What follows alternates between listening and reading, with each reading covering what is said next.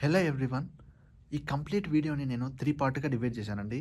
Part 1 వచ్చేసి gate mock test ఎలా రాయాలి? అట్లాగే పార్ట్ 2 వచ్చేసి మాక్ టెస్ట్ రాసిన తర్వాత పోస్ట్ అనలైసిస్ ఎలా ఉండాలి? ఆ తర్వాత పార్ట్ 3 వచ్చేసి లాస్ట్ 30 డేస్ రివిజన్ ప్లాన్ ఎలా ఉండాలనేది పార్ట్ 3గా చెప్తున్నాను. సో, మీరు ఈ కంప్లీట్ వీడియో చూసారంటే మీరు ఈజీగా 5-10 మార్క్స్ ఇంక్రీజ్ చేసుకుంటారు. ఓకేనా? సో, ఈ మధ్యలో ఈ వీడియోలో మీకు బోనస్ టిప్స్ కూడా ఉంటాయి. కంప్లీట్ వీడియో చూడడానికి ప్రయత్నించండి. నా పేరు వచ్చేసి ఓబుల్ రెడ్డి. నేను టైర్ 3 కాలేజ్ నుంచి గేట్ ఎగ్జామ్‌ని ఫస్ట్ అటెంప్ట్‌లోనే క్రాక్ చేసి ఐఐటీ ఖరగ్‌పూర్‌లో మాస్టర్స్ చేశాను. So, MTech in power system. So, ఇది ఎలక్ట్రికల్ ఇంజినీరింగ్ డిపార్ట్మెంట్ కిందకి వస్తదండి. సో, నేను ఈ కంప్లీట్ వీడియోలో నా స్ట్రాటజీ అట్లాగే మా ఫ్రెండ్స్ ఐఐటీ ఖరగ్‌పూర్ ఫ్రెండ్స్ ఉంటారు కదా! నాకంటే మంచి ర్యాంక్ వచ్చిన వాళ్ళు, నాకంటే తక్కువ ర్యాంక్ వచ్చిన వాళ్ళు వీళ్ళందరి దగ్గర నేను అనలైసిస్ కలెక్ట్ చేసి ఈ కంప్లీట్‌గా ఒక కన్సైజ్‌గా బెస్ట్ అనలైసిస్‌ని నేను ఈ వీడియోలో కంప్లీట్‌గా ప్రొవైడ్ చేయాలని ఈ వీడియో చేస్తున్నానండి. మీకు ఈ వీడియో గాని ఇన్ఫర్మేటివ్‌గా అనిపిస్తే లైక్ చేయండి. I I guarantee you that you will increase 5-10 marks if you complete this video. Okay na? So yeah, let's get into the main topic. So part 1 వచ్చేసి మాక్ టెస్ట్‌లు ఎలా రాయాలి అనేది పార్ట్ 1. సో ఫస్ట్ థింగ్ ఏందంటే climate and environment. మీరు mock test రాసేటప్పుడు climate and environment is very important. మనకు ఈ క్లైమేట్ ఎన్విరాన్మెంట్ అనేది రియల్ టైమ్ గేట్ ఎగ్జామ్ రాసేటప్పుడు ఎలా ఉంటుందో దానికి రిప్లికా లాగా ఉండాలి. ఫస్ట్ థింగ్ వచ్చేసి మనము మొబైల్ ఫోన్‌లో మాక్ టెస్ట్ రాయకూడదు. ఖచ్చితంగా ల్యాప్‌టాప్‌లో గానీ, డెస్క్‌టాప్‌లో గానీ మాత్రమే రాయాలి. అట్లాగే ఫిజికల్ క్యాలిక్యులేటర్ ఎవ్వరు క్యారీ చేయకూడదు. ఫిజికల్ క్యాలిక్యులేటర్ వాడకూడదు మాక్ టెస్ట్‌లో. మనము సైంటిఫిక్ ఆన్‌లైన్ క్యాలిక్యులేటర్ మనం మాక్ టెస్ట్‌లో, టెస్ట్ సిరీస్‌లో ఇచ్చేది మాత్రమే వాడాలి. సో, పాయింట్ నెంబర్ 3 వచ్చేసి మనం రఫ్ కాపీ తీసుకెళ్ళి, రఫ్ కాపీలో మనము సాల్వ్ చేయాలి ప్రాబ్లమ్స్. ఓకేనా? సో, పాయింట్ నెంబర్ 4 వచ్చేసి మనకు డిస్టర్బెన్స్ ఫ్రీగా ఉండాలి. ఇంటర్నెట్ మంచిగా ఉండాలి. చుట్టుపక్కల డిస్టర్బెన్స్ ఫ్రీగా అంటే మనము పేపర్ సౌండు, పెన్ సౌండు అంతకంటే ఎక్కువ రాకూడదు. మనకు రియల్ టైమ్ గేట్ ఎగ్జామ్‌లో కూడా పెద్దగా సౌండ్ ఉండదు కాబట్టి. సో, బోనస్ టిప్ వచ్చేసి ఇక్కడ carry 1 litre of water bottle. So, మనం ఎప్పుడైతే కాన్ఫిడెన్స్ తగ్గినా గానీ ఎగ్జామ్ రాసేటప్పుడు ఎనర్జీ లాస్ అయినా గూడా మనకు ఈ వాటర్ అనేది ఇన్‌స్టంట్ ఎనర్జీగా యూజ్ అవుతుంది. అట్లాగే కాన్ఫిడెన్స్ కూడా బూస్ట్ చేస్తుంది. మన బ్రెయిన్ మంచిగా వర్క్ అవ్వడానికి చాలా హెల్ప్ చేస్తుంది. సో, ఇది బోనస్ టిప్పు. ఇది అందరూ చెప్పరు. ఈ వీడియో చూస్తున్న వాళ్ళకి మాత్రమే అందుతుంది. ఓకేనా? సో, ఆ తర్వాత చాలామంది అడుగుతుంటారు. మాక్ టెస్ట్‌లు గేట్ ఎగ్జామ్ రాసేటప్పుడు ఎట్లాంటి క్వెషన్‌లు ఫస్ట్ అటెంప్ట్ చేయాలి? ఎట్లాంటి స్ట్రాటజీని ఫాలో అవ్వాలి? ఫస్ట్ నేను 1 మార్క్ క్వెషన్‌లు 1 మార్క్ క్వెషన్స్ స్టార్ట్ చేయాలా? 2 మార్క్స్ క్వెషన్‌తో స్టార్ట్ చేయాలా? లేకుంటే ఈజీ ఆప్టిట్యూడ్‌తో స్టార్ట్ చేయాలా? మ్యాథమెటిక్స్‌తో స్టార్ట్ చేయాలా? కోర్ సబ్జెక్ట్స్‌తో స్టార్ట్ చేయాలా? అని చెప్పి చాలామంది అడుగుతుంటారు. నేను మంచి అనలైసిస్ చెప్తాను. మీరు అన్నీ మర్చిపోండి. ఓకేనా? ఈ అనలైసిస్ ఒక్కటే గుర్తుపెట్టుకోండి. మీకు చాలా యూజ్‌ఫుల్ అవుతుంది. నేను ఆల్మోస్ట్ 10-15 మార్క్ టెస్ట్ రాశాను. ప్రతి మార్క్ టెస్ట్‌లో నేను ఒక్కొక్క స్ట్రాటజీని ఫాలో అవుతూ ఫైనల్ కంక్లూజన్‌కొచ్చాను. సో,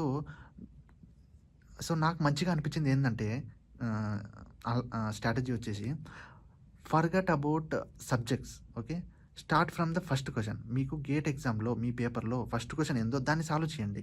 అది మీకు వెల్ నోన్ టాపిక్ నుంచి వచ్చిందంటే మీరు సాల్వ్ చేయగలనని నీకు కాన్ఫిడెంట్‌గా ఉంటే ఆ క్వెషన్‌ని సాల్వ్ చేయండి.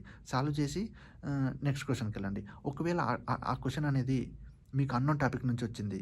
So, just skip it. Not sure 100% just skip it. Go to the next question. ఇక్కడ నేను 3 సింబల్స్ చెప్తాను. ఈ 3 సింబల్స్‌ని ఫాలో అయ్యారంటే మీకు చాలా హెల్ప్‌ఫుల్ అవుతుంది. ఓకేనా? సో, ఫస్ట్ సింబల్ వచ్చేసి మీరు క్వెషన్ సాల్వ్ చేశారు కంప్లీట్‌గా. ఆన్సర్ వచ్చేసింది. ఓకేనా?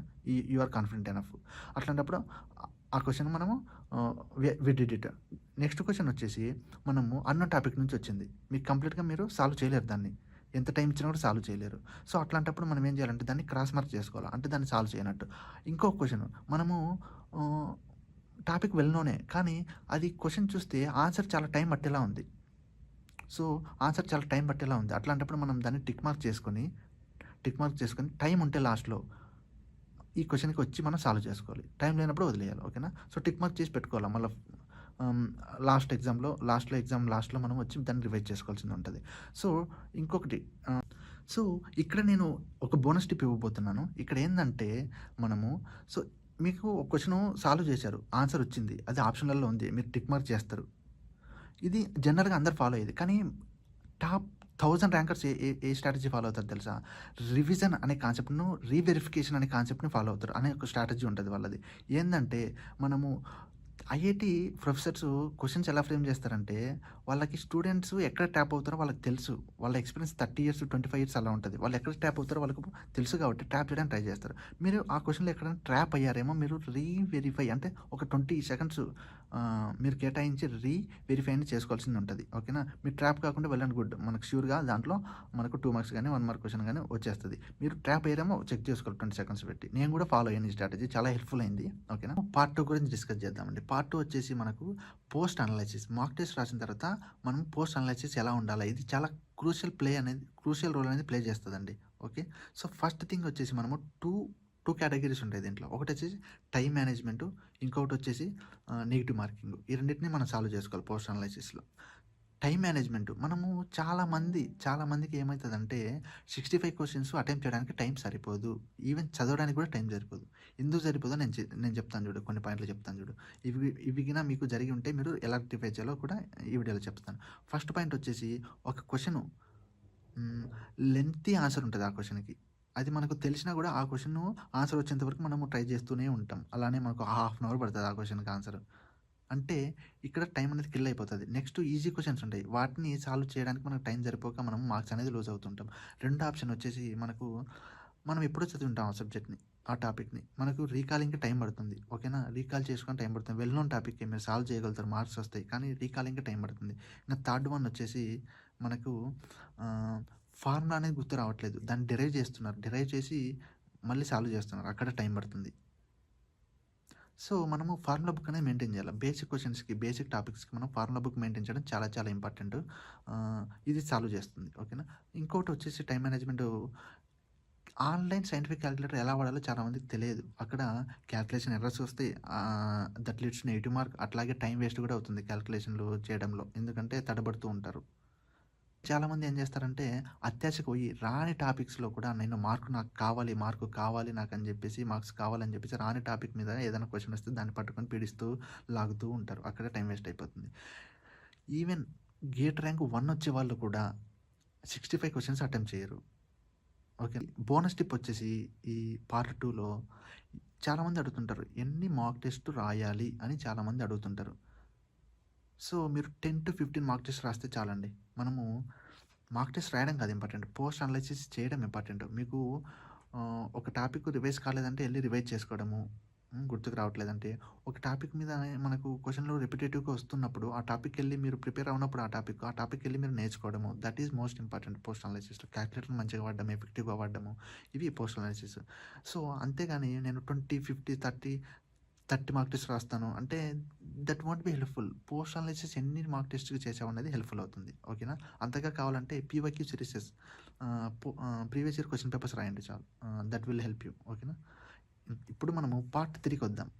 పార్ట్ 3లో వచ్చేసి లాస్ట్ 30 డేస్ రివిజన్ ప్లాన్ అనేది ఎలా ఉండాలో నేను ఇప్పుడు చెప్తాను.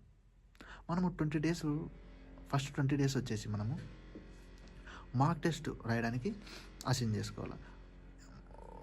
డే 1 వచ్చేసి మార్క్ టెస్ట్ రాస్తారు. దాని యొక్క పోస్ట్ అనాలిసిస్ ఈవినింగ్ చేసి, ఏదైనా టాపిక్కు మనము రివైజ్ కాకున్నా, లేకుండుంటే కొత్త టాపిక్ నుంచి మనకు క్వెషన్‌లు వస్తూ ఉన్నా రిపిటేటివ్‌గా ఆ టాపిక్‌ని మనం నెక్స్ట్ డే అనేది ప్రిపేర్ అయిపోవాలి. ఓకేనా? మళ్ళా థర్డ్ డే వచ్చేసి మళ్ళా ఇంకో మార్క్ టెస్ట్ రాయాలి. దాన్ని పోస్ట్ అనాలిసిస్. అలా 20 డేస్‌లో మీరు ఈజీగా 10 మార్క్ టెస్ట్ రాయగలుగుతారు. ఓకేనా? 10 మార్క్ టెస్ట్ రాస్తేనే మీకు కంప్లీట్‌గా నెగెటివ్స్ అన్నీ ఎళ్ళిపోతాయి. మీ దగ్గర నుంచి నెగెటివ్స్ ఎళ్ళిపోతే ఇంకా నెక్స్ట్ 10 డేస్‌లో మనం ఏం చేయాలంటే కంప్లీట్‌గా అన్ని టాపిక్స్ కవర్ అయిపోవాల. ప్రతి సబ్జెక్ట్‌లో మీరు ప్రిపేర్ అయిన ప్రతి సబ్జెక్ట్‌లో అన్ని టాపిక్స్ కవర్ అయిపోవాల. కవర్ అయిపోయేలా మీరు రివిజన్ చేసేసుకోవాలి. అంటే ఈచ్ వన్ డే వచ్చేసి 1 సబ్జెక్ట్ కంప్లీట్ చేసుకోవాల. ఇంకా రిమైనింగ్ మనకు 5 డేస్ ఉంటాయి. ఆ 5 డేస్ మనం ఏం చేయాలంటే షార్ట్ నోట్స్ ఉంటది కదా! ప్రతి సబ్జెక్ట్‌కి షార్ట్ నోట్స్ రివైజ్ చేసుకోవాలి. అట్లాగే లాస్ట్ వన్ డే బిఫోర్ వచ్చేసి గేట్ ఎగ్జామ్‌కి మనము ఆహ్, ఫార్ములా బుక్ అనేది రివైజ్ చేసుకోవాల్సిందుంటది. ఫార్ములా బుక్ చాలా ఇంపార్టెంట్ రోల్ ప్లే చేస్తది. చాలా టైమ్‌ని సేవ్ చేస్తది గేట్ ఎగ్జామ్ రాసేటప్పుడు. మనం ఎక్కువ మార్క్స్ తెచ్చుకోవడానికి, మంచి ర్యాంక్ రావడానికి అవగాహన ఉంటది. ఎప్పుడు మన 3లో బోనస్ టిప్ ఏందంటే, మనము రిజల్ట్ గురించి వరీ అవ్వకుండా, ఏదైనా కాంపిటేటివ్ ఎగ్జామ్ రాసేటప్పుడు రిజల్ట్ గురించి వరీ అవ్వకూడదు. మనం ఫాలో అవ్వాల్సిందేంటంటే, ఎగ్జామ్ టైమ్ 3 అవర్స్ మనం కాన్ఫిడెంట్‌గా ఉండాలా. కాన్ఫిడెన్స్ అనేది మెయింటైన్ చేయాలా. మెయింటైన్ చేస్తూ మనకు చేయగలిగినన్ని ప్రాబ్లమ్స్ సాల్వ్ చేసుకొని సొల్యూషన్ తెచ్చుకోవాలి. నెగెటివ్ మార్క్ రాకుండా. That is the only important bonus tip in the part 3. మీకు ఈ వీడియో ఇన్ఫర్మేటివ్‌గా అనిపిస్తే లైక్ చేసి సబ్స్క్రైబ్ చేయండి. నేను ఇంకా ఇలాంటి మంచి వీడియోస్‌తో వస్తాను. నేనొచ్చేసి ఈ ఛానల్ ద్వారా గేట్ డబల్ వాళ్ళకి, ఈసీ వాళ్ళకి టెక్నికల్ కంటెంట్ కూడా ఇస్తాను. సబ్స్క్రైబ్ చేయండి. Thank you.